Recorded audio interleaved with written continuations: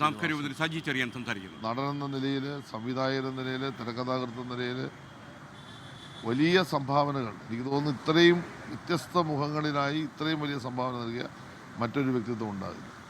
അദ്ദേഹത്തിൻ്റെ ഓരോ കഥയും കഥാപാത്രവും മനുഷ്യൻ്റെ മനസ്സറിഞ്ഞുള്ള കഥയും കഥാപാത്രങ്ങളുമായിരുന്നു.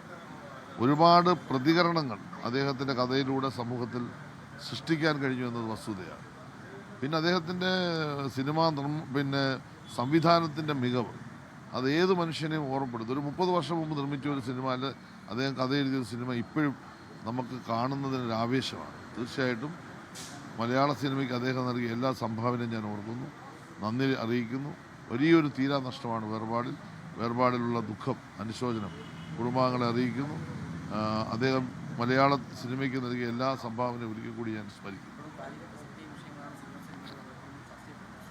തീർച്ചയായിട്ടും സിനിമ എന്ന് പറയുമ്പോൾ ഒരു കലാരൂപം എന്ന നിലയിൽ നമ്മുടെ സമൂഹത്തെ ബാധിക്കുന്ന, അല്ലെങ്കിൽ നമ്മുടെ സമൂഹത്തിൻ്റെ ശ്രദ്ധയെ കൊണ്ടുവരേണ്ട പല പ്രശ്നങ്ങളും അദ്ദേഹം ഒരു സാമൂഹ്യ വീക്ഷണത്തോട് കൊണ്ടുവന്നുള്ള വസ്തുതയാണ്.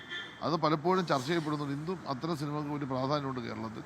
അതാണ് ഞാൻ പറഞ്ഞത്, വ്യത്യസ്ത തലങ്ങളിലെ വ്യത്യസ്ത രൂപത്തിൽ മലയാള സിനിമയ്ക്ക് വലിയ തലത്തിലുള്ള വിസ്മയകരമായ സംഭാവന നൽകിയ ഒരു നടനായിരുന്നു അദ്ദേഹം.